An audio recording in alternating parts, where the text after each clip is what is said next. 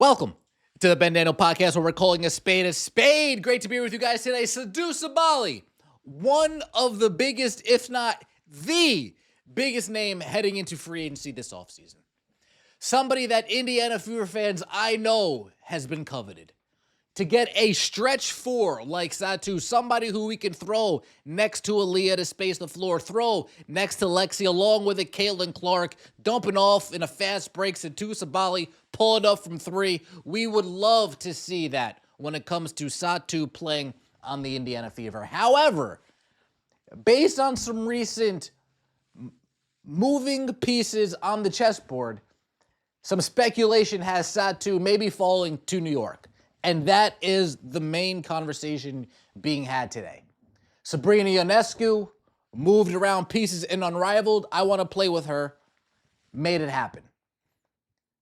Satou Sabally today during Unrivaled Media Day makes it clear, I'm not coming back to Dallas. I'm not returning. Enrique, hasta la vista. It's been nice to know you. It's been nice to know you. Satou Sabally is out. She's hitting up free agency. Now, if she was cored by the Dallas Wings, she's already told Dallas, get me out of here. And they're going to be working together to find a trade that appeases both sides. Satou Sabally no longer has played her last game with the Dallas Wings. Annie Costabile. Satou Sabally states clearly during media availability with Unrivaled that she has played her last game in Dallas, says she is working with Dallas to find the best place moving forward. I've already communicated with Dallas. I've played my last game, said she looks forward to WNBA free agency. Satou Sabally stuns WNBA world, saying she's done with the Dallas Wings. The two-time WNBA All-Star forward announced she played her last game for Dallas during Unrivaled media availability Thursday. I'm working with the Wings organization to find a next home for me because I've already played my last game in Dallas, Sabally, 26, said when asked by the Post's Madeline Kenny about her plans for next season. Quote, and I'm just excited. I'm excited for free agency. I'm able to talk to a lot of players outside the league because I have not played on a different team yet, and I'm excited to get to know them more on a personal level, but also knowing how they approach the game. And I just love having basketball conversations and high-level basketball IQ conversations about the game to I know where I best fit in the future. Sabally, who was the number 2 pick in the 2020 draft, played with Sabrina in Oregon, is one of the top free agents this offseason after signing a 1-year deal with Dallas last January. However, the Wings can use their core designation on her, which could lead to a sign and trade. So the Dallas Wings, although they can core her, do right by the player, sign and trade, let's get you out of here, so when it is time for you to go bye-bye, we can at least get something for your services. Makes sense. I've already communicated with Dallas how grateful I am because they've made this home for me the past years. Sabally, who was named the WNBA Most Improved Player in 2023, explained that communications have been good. Quote, obviously, at first they were still trying, but I think what is most effective is working with the player and listening to their wishes and hearing out how we can best find a solution for each other. So there has always been great communication and more on the agent front right now because I need to focus on Unrivaled, and I will. So I'm trusting the people that I have on my staff and the front office. I have good communication with that. The New York native, this is where Fever fans are saying we can kiss the Sabally pipe dream goodbye, and this is where New York Liberty fans are saying, oh, we're getting Satou. She is coming to New York. The New York native, whose sister, Nayara Sabally, won a WNBA title with the Liberty last season, is playing for Phantom BC of the Unrivaled 3v3 Women's Basketball League this offseason. Yeah, of course, Sabally said when asked about the possibility of playing with her sister. In the future, I would love that. Could we just do a 1-year deal? Skirt, pull up in New York. Satou plays for the Liberty for a year. Then when it's time to sign the long-term contract, she settles her nest in Indiana. She finds a home in Indiana next to Caitlyn, next to Aaliyah. By that time, Kelsey would already be 2 years older. I don't know.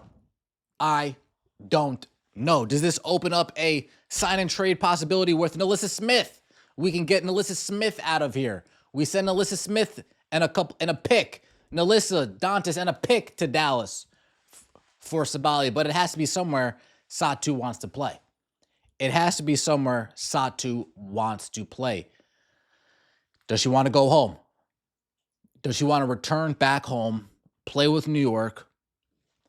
People are saying they don't have enough money to pay them all. Why not? Why don't they? Stewart's a free agent as well. They have a whole new league they have up and running. How much do we want to get this dynasty going? How much are you willing to take to stack the deck severely in our favors? Why can't the Liberty pay everybody? If anything, the size have shown you when it comes to the Liberty, not with the Nets. I mean, even with the Nets, they paid Durant, Harden, Kyrie. They paid them all. If anything, the size will show you they'll pay. They'll make it work one way or the other. One way or the other. Excuse me. But what I'm saying, and what I want to add to this, is if Satou Sabally does choose not to come to Indiana, if we don't make a trade for her, if she does go to New York, why are we acting like we weren't only a competent starting forward and a head coach away from competing in the finals? Why aren't we talking like that? If we have a competent starting forward, if we had a competent head coach, we're getting past the Connecticut Sun in the first round. And we're going head-to-head against the Liberty to see who goes to the final. I don't understand why we're acting like that's not the case. We've already improved.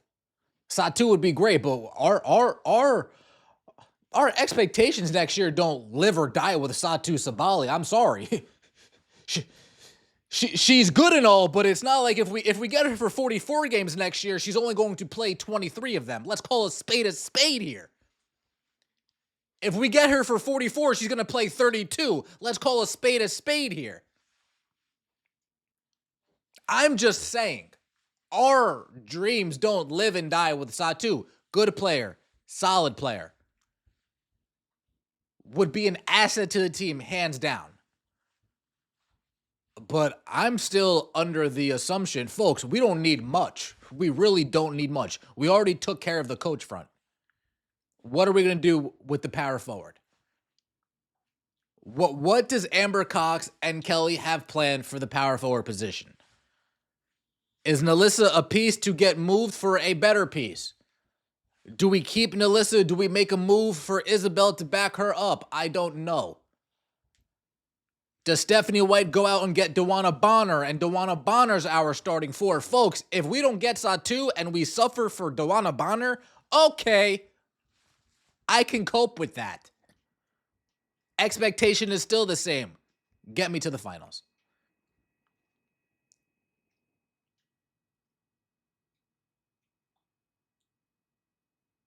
Why can't we just overpay for Kennedy Carter, goddammit? If Satou isn't coming to New York, why can't we just overpay? Chicago's not going to match. Tyler Marsh hasn't been glowingly talking about Kennedy Carter like I would. If I was the coach of the Chicago Sky, I'd be taking Kennedy Carter out every other night trying to get inside her head if I was the Chicago Sky coach. That's how good of a player I think she is. Give her what she wants on a one-year deal. Don't let you... This is if Satou's not coming. Give Kennedy what she wants on a one-year deal. Take it or leave it. Let's make a run. Here we go. Let me know what you think in the comment section below. I appreciate all of the support. Don't forget to like the video and subscribe to the channel if you haven't already. We'll see you next time, and as always, take it easy.